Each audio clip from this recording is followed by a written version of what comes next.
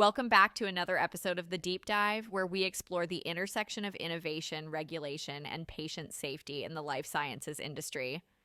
I'm Anna, and joining me today is Eric. We are so glad to have you tuning in with us. Welcome.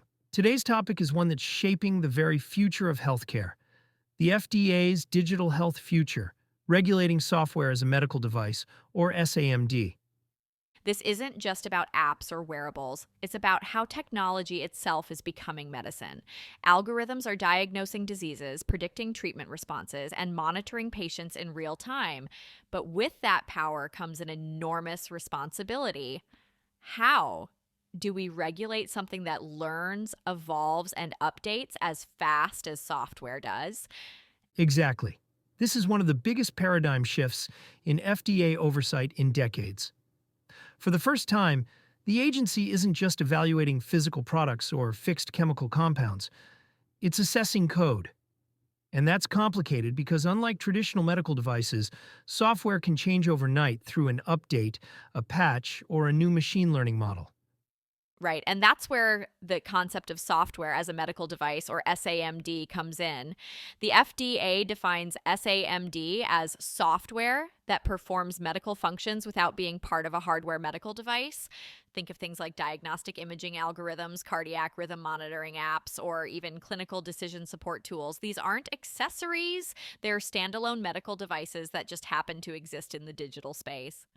And the potential is massive. According to Deloitte, the global SaMD market is projected to surpass $80 billion by 2030, driven by advances in AI, digital therapeutics, and patient monitoring. But the faster it grows, the harder it becomes for regulators to keep pace. The FDA is trying to strike a balance between encouraging innovation and ensuring safety, a balance that's easier said than done. Let's break that down a little. Historically, the FDA's regulatory framework was built for static products. You'd develop your device, validate it, submit it, and it stayed the same. But now, imagine a diagnostic algorithm that learns from every new patient it sees. That means the product evolves after approval. So the traditional pre-market clearance model doesn't quite fit anymore. Exactly. And that's why the FDA's Digital Health Center of Excellence was launched back in 2020 to create a central hub for guiding policy on digital health, AI, and connected technologies. Their goal is to make oversight more flexible, iterative, and collaborative with developers. It's a major cultural shift for an agency historically known for being methodical and cautious. One of the most innovative initiatives under that umbrella was the pre-certification pilot program, which started a few years ago. The idea was to focus regulatory review on the developer rather than just the product. So if a company demonstrated strong quality culture, transparency, and post-market monitoring capabilities, they could get pre-certified, allowing for faster review of future software updates or products. Right, that program was experimental, but it laid the foundation for what the FDA now calls a total product lifecycle approach. Instead of reviewing software once and approving it forever, regulators are moving toward continuous oversight, monitoring real-world performance data, update histories, and algorithmic changes over time. That approach makes sense, especially when we think about AI-driven SaMD. These systems rely on machine learning models that adapt to new data sets, but that also introduces the risk of drift when an algorithm's performance subtly changes as new data comes in. A diagnostic tool might perform perfectly during validation, but 6 months later, it could start making inaccurate predictions because its data inputs shifted. Exactly. And that's why the FDA has been working on guidance for good machine learning practice, GMLP.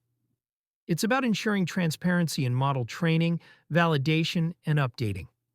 Developers need to show not just how the model works today, but how it will stay reliable tomorrow. And the stakes are high. A misclassification in an AI diagnostic system isn't a minor bug. It can mean a missed cancer diagnosis, a false cardiac alarm, or the wrong dosage recommendation. The consequences are life and death, which is why the FDA emphasizes human oversight and clear accountability, even for autonomous systems. And this ties into one of the most important philosophical questions in regulation right now. How much trust should we place in algorithms? The FDA has said repeatedly that AI should assist, not replace, human judgment. But as systems become more sophisticated, that line blurs. We're already seeing clinical software that can outperform human radiologists in identifying certain pathologies or detect diabetic retinopathy faster than a specialist.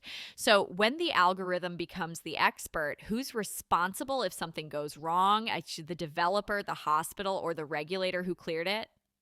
That's what makes this such a pivotal moment. The FDA's challenge isn't just technological, it's ethical, operational, and cultural. They're building a framework that has to account for risk, transparency, cybersecurity, and bias, all at once. Speaking of bias, that's another huge topic. Machine learning algorithms are only as good as the data they're trained on. If the data set underrepresents certain populations, say women, minorities, or older adults, the resulting model could produce skewed or unsafe outcomes. The FDA has started emphasizing equity in digital health, encouraging developers to use diverse representative data sets in model training and validation. That's right, and they've even included this in draft guidance, urging companies to think about demographic representation and performance across subpopulations. It's part of a larger trend. Regulators aren't just evaluating accuracy anymore. They're looking at fairness, explainability, and accessibility. And it's not just the FDA, global regulators are stepping up too. The European Medicines Agency, EMA, the UK's MHRA, and Health Canada are all working on frameworks for AI in medical devices. The International Medical Device Regulators Forum, IMDRF, which the FDA chairs, is also pushing for harmonization so that companies developing SaMD can operate under similar standards across markets. Which is critical because right now, regulatory fragmentation is a big pain point. A company developing an AI diagnostic tool might have to submit 3 different dossiers for the US, EU, and Japan, each with different expectations around validation and post-market monitoring. That slows down innovation and drives up costs. Exactly. And at the same time, the demand for these technologies keeps growing, especially after COVID-19, when telehealth, remote monitoring, and digital diagnostics exploded. Patients are now comfortable interacting with digital health tools, and the FDA knows that it has to enable that innovation safely. So, if we take a step back, what we're really talking about today is trust. Trust between innovators and regulators, between algorithms and clinicians, and ultimately between technology and patients. The FDA's digital health future depends on building that trust through transparency, accountability, and continuous learning. And that's the heart of this conversation, like how the agency is redefining what approval means in a world where products evolve as fast as their data does. The regulatory and technological complexity of SaMD doesn't stop at the point of approval. Once these products hit the market, the real challenge begins: how to monitor performance, security, and patient safety in real time. Unlike traditional devices that may undergo periodic audits or post-market surveillance, software can change hundreds of times per year through updates. That's where post market performance monitoring becomes the backbone of digital health regulation. The FDA now expects developers to maintain robust quality management systems, QMS, that capture data on usability, malfunction, and patient outcomes continuously. The agency wants visibility into how software performs in the real world, not just in the controlled setting of validation studies. And that's a massive cultural shift for the industry. In the old model, you could treat compliance as a one-and-done milestone. You submitted your 510K, got clearance, and maybe filed the occasional adverse event report. But in digital health, compliance becomes continuous. Every software update, algorithm tweak, or new data input has potential regulatory implications. Exactly. And that's where a lot of companies struggle because their internal processes weren't built for this kind of agility. You have engineers pushing weekly code updates and regulatory teams still working on quarterly documentation cycles. The two worlds collide. It's one reason why we're seeing a rise in regtech platforms. Regulatory technology designed to automate compliance tracking, change management, and documentation for SaMD developers. These systems help bridge the gap between engineering and quality, ensuring that every software revision can be traced, reviewed, and justified. And let's not forget about cybersecurity, which has become a top concern for both regulators and manufacturers. The more connected these medical devices become, syncing data to the cloud, integrating with EHRs, or communicating with smartphones, the more vulnerable they are to cyber threats. The FDA has been crystal clear about this.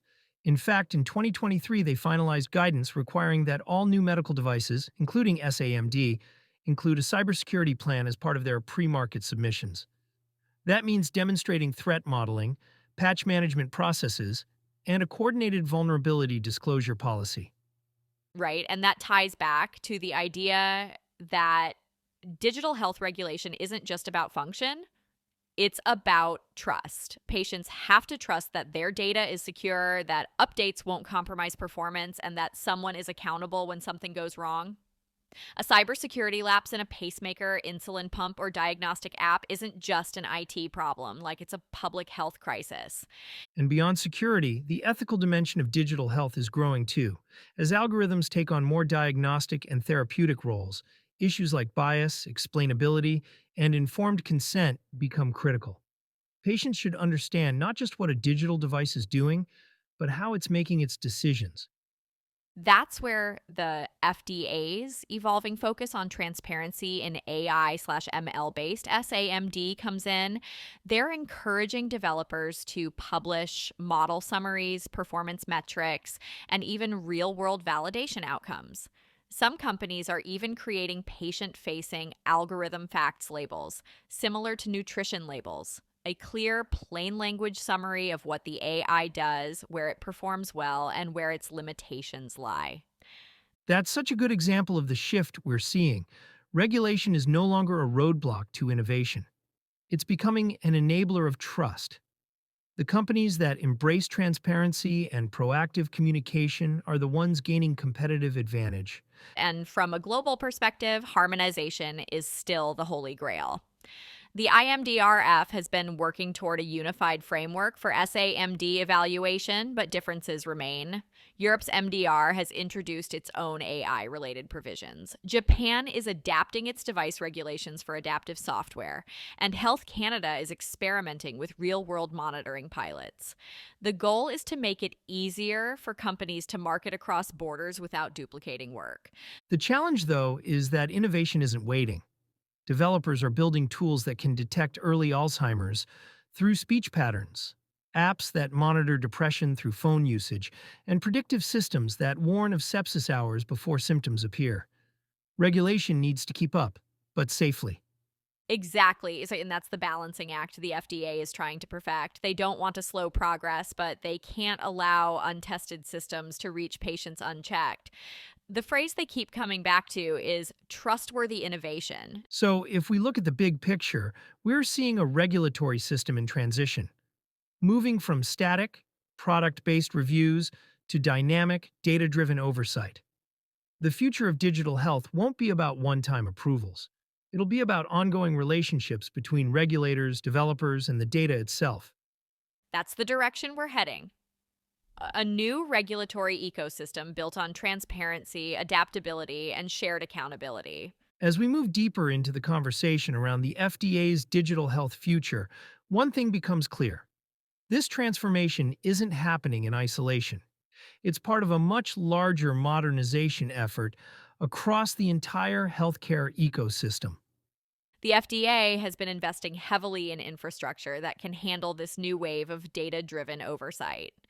One of the key initiatives driving this is the Digital Health Policy Framework, which aims to bring together all of the agency's work on AI, cybersecurity, interoperability, and patient data privacy under one cohesive strategy. Exactly, Mike. Because up until recently, guidance for digital health was fragmented. You had separate policies for clinical decision support, cybersecurity, and mobile medical apps, but no unified system tying them together. Now, with the FDA's evolving digital health strategy, there's a clear recognition that software and systems are converging, and the regulatory model has to reflect that. Right? And one of the tools helping make that possible is the agency's growing use of real world data, RWD, and real world evidence, RWE. For traditional drugs and devices, clinical trials were the gold standard. But in digital health, continuous data streaming from wearables, apps, and EHR integrations gives regulators an ongoing look at how products perform in the real world. Exactly. The FDA's evidentiary framework for SaMD builds on that idea. It outlines how developers can use real world data to support submissions, update claims, or even modify algorithms post clearance. That's huge because it means the line between pre market and post market is starting to blur. And this is where AI oversight becomes incredibly complex. The FDA knows that algorithms evolve as they encounter new data. So instead of forcing developers to resubmit every time a model learns something new, they're piloting what's called predetermined change control plans. Right.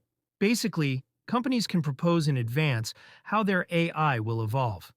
They outline what parameters can change, how performance will be verified, and what triggers a regulatory review. It's like giving the FDA a blueprint for safe evolution. Exactly. And it's a great example of how the agency is trying to move from reactive to proactive regulation. Instead of waiting for a safety signal to act, they're building systems that anticipate and manage change in real time. And And let's not forget, the FDA isn't doing this alone. They've partnered with organizations like the Brookings Institution, MDIC, and AdvaMed to test frameworks for AI and SaMD oversight. They're also collaborating with international regulators to align on terminology and best practices, so a product approved in the US can move more smoothly into the EU or Asia. that's right. Global collaboration is going to be essential. AI doesn't respect borders, and neither does software. A diagnostic algorithm built in Boston might be deployed in Seoul within months. If regulatory expectations differ drastically between regions, innovation stalls. Harmonization allows companies to innovate responsibly and efficiently. It also helps that the FDA is embracing digital tools internally. They're using machine learning to improve submission review efficiency, track device safety trends, and flag inconsistencies in post market reports. That's a huge step toward making the agency more agile. And agility is really the word of the decade here. The entire system, regulators, manufacturers, and developers, has to adapt faster than ever before. Software development cycles move in weeks, not years, but compliance can't afford to lag behind. Exactly. And this is where we're starting to see a cultural convergence between Silicon Valley and regulatory science. The old mindset of move fast and break things doesn't work in healthcare, but neither does moving too slowly. The sweet spot is what the FDA calls responsible innovation, rapid iteration guided by quality and risk based principles. It's a delicate balance. But if they can pull it off, the potential benefits are staggering. Imagine diagnostic tools that continuously improve based on global patient data, or AI systems that catch adverse events weeks before they manifest clinically. That's not science fiction anymore. It's the direction we're heading. And for companies, the message is clear: compliance and innovation aren't opposites. In digital health, the most successful players will be those who build regulation into design, rather than treating it as a box to check at the end. Exactly. The FDA's digital health evolution is ultimately about building trust in transformation, showing that cutting edge technology and patient safety can coexist. So far, we've talked a lot about the FDA's framework and how it's evolving to meet the pace of innovation. But another major piece of this story is how industry is responding, because regulation can only move as fast as the developers and manufacturers who have to live by it. Across the board, life sciences companies are rethinking their development pipelines. They're embedding regulatory intelligence into their software design cycles. Instead of creating a finished product, and then figuring out how to get it approved, teams are building regulatory checkpoints directly into each development sprint. Exactly. We're seeing a shift toward what some are calling regulatory by design, a mindset where compliance is baked in from day one. That means documenting model training data, setting up version control for algorithms, tracking every change in performance metrics, and preparing for post-market monitoring before the product ever launches. And that's not just a best practice, as it's becoming a competitive differentiator. Investors and partners are looking for companies that can demonstrate regulatory maturity early on. If you can show you have a sustainable compliance model for AI and software, it signals lower risk and higher long term value. That's a really important point because the digital health space has attracted massive investment, over $20 billion in venture capital funding in the last few years alone. But we've also seen a wave of consolidations and failures, particularly among startups that underestimated the regulatory complexity. Many had great algorithms, but no quality system, no documentation discipline, and no plan for post-market surveillance. Exactly. The FDA's SaMD framework is pushing companies to be more disciplined, but it's also creating opportunity. Those who can navigate compliance efficiently are scaling faster and earning trust faster. And let's not forget the major players, the medtech giants, the pharmaceutical firms, even tech companies like Google, Apple, and Microsoft, all investing heavily in this space. Their collaborations with traditional life sciences companies are driving an entirely new ecosystem.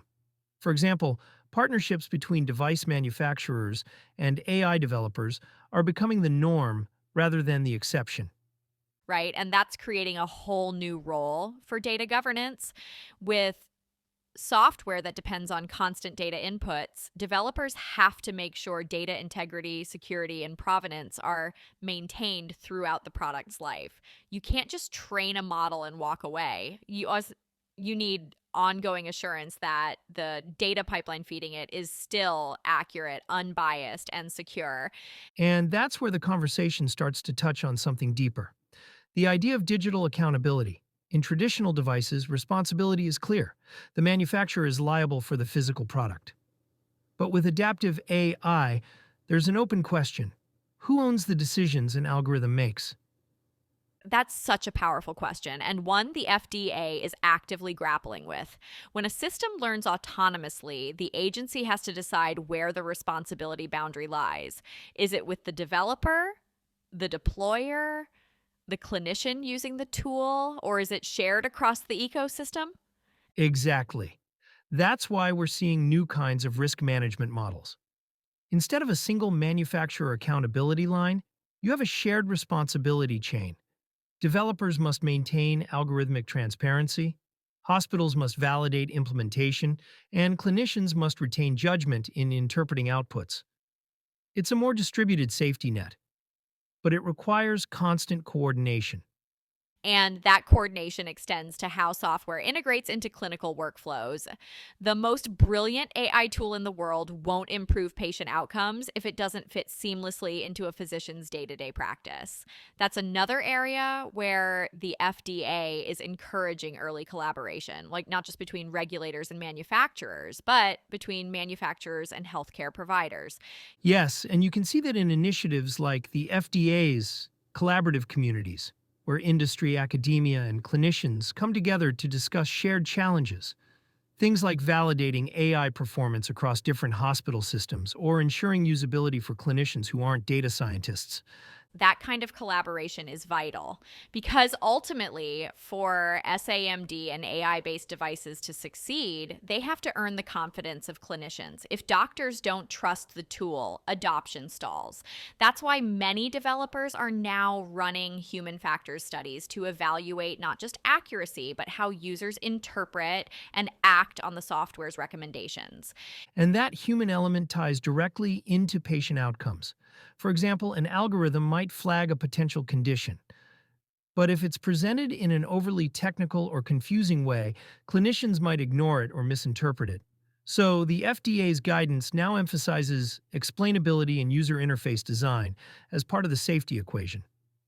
Exactly. Software can't just be accurate. It has to be understandable. And that's where user centered design and regulatory compliance intersect. So, stepping back, What we're seeing here is the FDA evolving into more of a collaborative partner for innovation, rather than just an enforcer.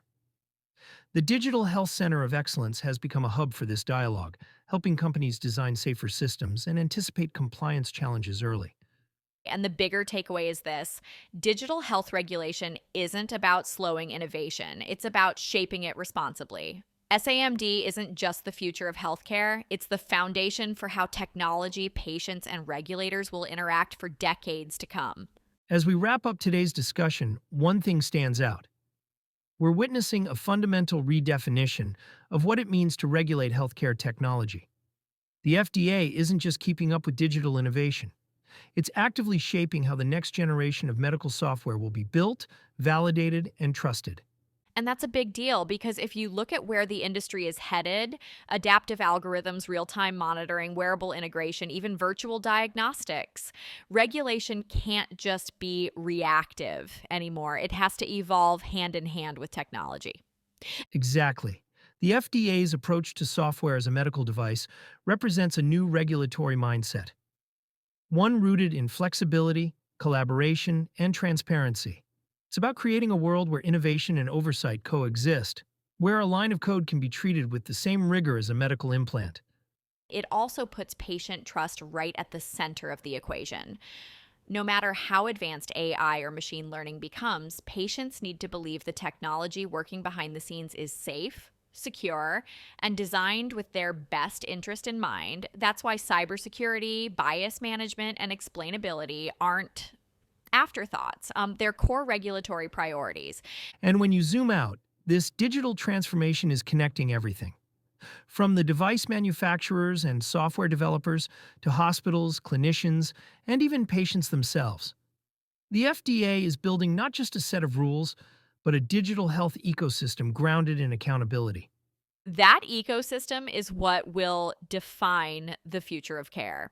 Imagine a world where a diabetic's wearable device automatically adjusts insulin delivery based on real time data, or where software predicts a cardiac event before symptoms appear, all under a regulatory model designed to keep patients safe while allowing continuous learning. That's the vision: safe innovation at the speed of software.